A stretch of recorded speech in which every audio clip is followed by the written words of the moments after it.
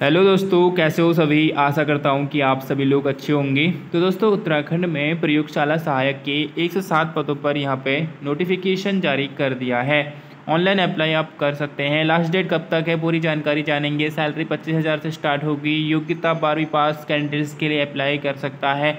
और साथ जानेंगे कि लैब असिस्टेंट का आखिरकार वर्क क्या होता है। फुल जानकारी इस वीडियो में। तो आइए दोस्तों स्टार्ट करते हैं। तो प्रयोगशाला सहायक जो है, इसका जो पद आता है वो समूह ग के अंतर्गत आता है। उच्च शिक्षा विभाग के अंतर्गत इसका डिपार्टमेंट हो जाएगा। ठीक है, ये जो जारी किया गया था विज्ञप्ति, ये 5 अगस्त 2023 को जारी किया गया था और 25 अगस्त 2023 तक आप इसके लिए अप्लाई कर सकते हैं।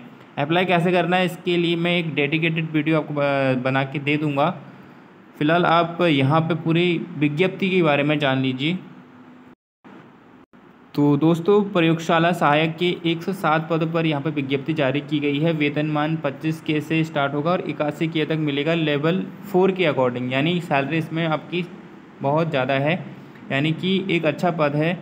पद का जो स्वरूप रहेगा पेंशन योजना के अकॉर्डिंग रहेगा, स्थायी रहेगा, अराजपत्री रहेगा। ठीक है, अनिवार्य अर्हता में क्या बताया गया है कि माध्यमिक शिक्षा परिषद उत्तर प्रदेश या फिर उत्तराखंड की इंटरमीडिएट परीक्षा प्रयोगशाला से संबंधित विषय के साथ ही राज्यपाल द्वारा उसके समक्ष घोषित कोई अन्य परीक्षा उत्तीर्ण की हो, या फिर आप कह सकते हैं NIOS। यदि आपने ओपन से भी यहाँ पे 10वीं 12वीं करी है तब भी आप इसके लिए एलिजिबल हो, परंतु आपका प्रयोगशाला एक सब्जेक्ट होना चाहिए।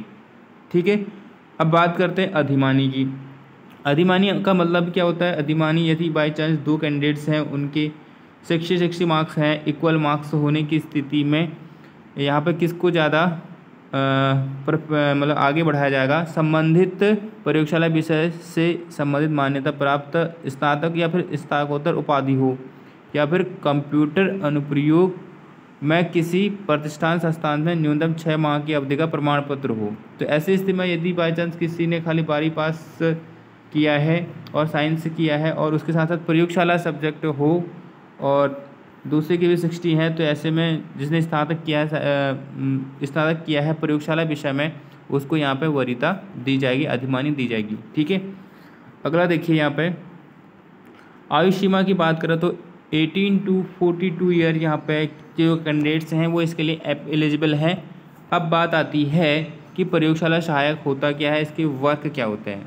तो देखिए, लैब असिस्टेंट का जो वर्क होता है वह स्कूल कॉलेजों और यूनिवर्सिटी के लैब यानी प्रयोगशाला में शिक्षकों, जो वहाँ पे शिक्षक होते हैं, वह बच्चों को प्रायोगिक कार्य में सहायता देना। प्रायोगिक कार्य यानी जो प्रैक्टिकल वगैरह होते हैं यूनिवर्सिटीज़ में या फिर स्कूलों में, तो वहाँ पर उनको सहायता देना और लैब का रख रखाव करना तथा लैब का आवश्यक सामग्री उपलब्ध कराना जो होता है, ये जो है लैब असिस्टेंट का होता है। अगली जानकारी जान लेते हैं। जैसे कि आप यहाँ पे देख सकते हैं पद और विभाग है। जैसे कि प्रयोगशाला सहायक जो है भौतिक विज्ञान का है, उसके बाद प्रयोगशाला सहायक रसायन विज्ञान का है। इस तरह से यहाँ पर पदों का कंट्रीब्यूशन किया गया है। जंतु विज्ञान का भी है, वनस्पति विज्ञान का भी है, भूगोल का भी है, ग्रह विज्ञान का है। इस तरह से ये आप सारे यहाँ पे कैटेगरी देख सकते हैं, डिपार्टमेंट कौन सा है और यहाँ पर डेजिनेशन आपका क्या है, एक ही है, प्रयोगशाला सहायक यानी लैब असिस्टेंट। ठीक है, ये आप देख लीजिएगा। इसका लिंक मैं इस वीडियो के डिस्क्रिप्शन में डाल दूंगा, वहाँ पर टेलीग्राम का लिंक होगा, वहीं पर आपको ये मिल जाएगा। ठीक है, अब बात करते हैं एज की गणना। तो एज की गणना जो की जाएगी आपकी, वो 1 जुलाई 2023 से की जाने वाली है। ठीक है, असिस्टेंट सहायक के लिए ऑनलाइन आवेदन आप ukpsc.net.in पर जाके कर सकते हैं। इसके लिए मैं एक अलग सा वीडियो बना दूंगा किस तरह से आपको ऑनलाइन अप्लाई करना है, तो आप सब्सक्राइब कर लें यदि आप इसके लिए अप्लाई करना चाहते हैं। अपने मोबाइल फ़ोन से घर बैठे आप अप्लाई कर सकते हैं, आपको कहीं साइबर कैफ़े में जाने की ज़रूरत नहीं है। ठीक है, तो ये ऑनलाइन प्रोसेस बताया गया है, इसके बारे में एक डेडिकेटेड वीडियो रहेगी। अगला हम ये देखते हैं शुल्क जो है, आपको यहाँ पे कोई भी शुल्क नहीं देना है। तो जैसे कि यहाँ पे लिखा है, अभ्यर्थियों को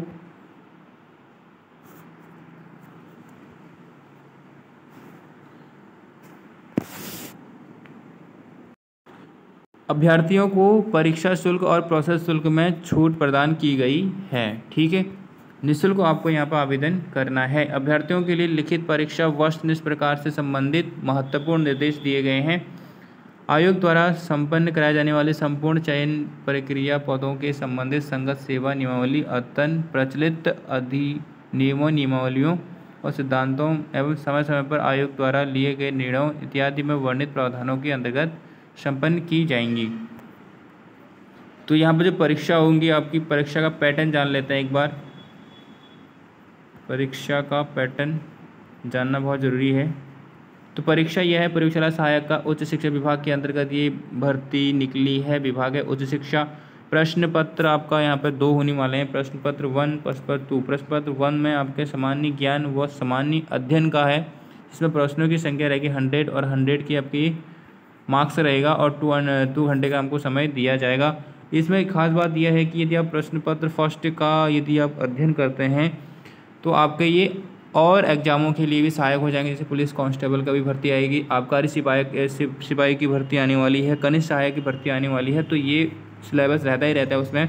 उसके बाद विषय सेकंड है विषय परक जानकारी, जो कि प्रयोगशाला से संबंधित जो विषय होंगे उनसे होगा। ठीक है, 200 अंकों का होगा, 200 और 3 घंटे का समय दिया जाएगा। आप यहाँ से क्वेश्चन पूछ जाएंगे कि ये जो आपके दोनों पेपर हैं कि एक ही दिन होंगे। एक ही दिन पॉसिबल नहीं है दोस्तों, तो इसके लिए आपको 1 या 2 दिन का समय दिया जाएगा। तो आप 2 या फिर 1 शिफ्ट या 2 शिफ्ट कर सकते हैं। तो इस तरह से आपका यहाँ पर एग्ज़ाम करवाया जाएगा। सही अभ्यर्थियों के लिए अनिवार्य होगा पहला पेपर। दूसरा पेपर है के अंतर्गत अभ्यर्थी धारित शैक्षिक अर्हता के अनुसार आवेदित पद के लिए उल्लेखित विषयों के संबंधित विषय का चुनाव कर सकते हैं। जैसे कि आपने यहाँ पे पीसीएम लिया है, तो यहाँ पे आप प्रयोगशाला के रूप में कौन से विषय लेंगे? या तो आप ये ले लीजिए, भौतिक विज्ञान लीजिए, फिजिक्स लीजिए, फिर केमिस्ट्री ले लीजिए। आप जो आपके लिए सूटेबल है वो आप ले सकते हैं। उसके बाद यदि आप साइंस ग्रुप से नहीं है और आपने आर्ट्स ले रखी है तो आप भूगोल ले सकते हैं। भूगोल, ज्योग्राफी प्रयोगशाला विषय है। ठीक है, ज्योग्राफी। या फिर आप गृह विज्ञान लिया है आपने, होम साइंस ली है, तो होम साइंस आपका प्रयोगशाला विषय हो गया, तो आप इसके होम साइंस को ले सकते हैं। ठीक है, इसके लिए नेगेटिव मार्किंग होगी 1/4। ठीक है, यानी 0.25 मार्क्स आपके कट जाते हैं। 1 मार्क्स तो कटेगा, परंतु उसके अतिरिक्त आपका 0.25 मार्क्स कट जाते हैं। ठीक है, ये आपको याद ध्यान देने वाली बातें हैं। अब देखिए यहाँ पे आपका सिलेबस है। सिलेबस आपका रहेगा जो सामान्य ज्ञान और सामान्य अध्ययन का होता है। जैसे कि आप उत्तराखंड के हैं और यूके एसएससी के एग्ज़ाम और यूकेपीएससी के एग्ज़ाम आपने बहुत दिए हैं, जैसे कि पटवारी लेखपाल हो गए, उसी के अकॉर्डिंग इसका सिलेबस है सामान्य अध्ययन का और सामान्य ज्ञान का, जिसका लिए 2 घंटे का आपको समय दिया गया है, परंतु इसमें डीप नॉलेज आपसे पूछा जाएगा। ये आपको ध्यान देने वाली बातें हैं। परंतु सिलेबस के बारे में एक सेपरेट वीडियो बना दूंगा मैं। फिलहाल आप यहाँ पे ये देखिए, जो compulsory for all the candidates के लिए है, ये इंग्लिश में दिया गया है और हिंदी में दिया गया है। और पेपर जो होगा आपका वो आपका इंग्लिश टू हिंदी दोनों में होता ही है। फिलहाल ये भी होने वाला है।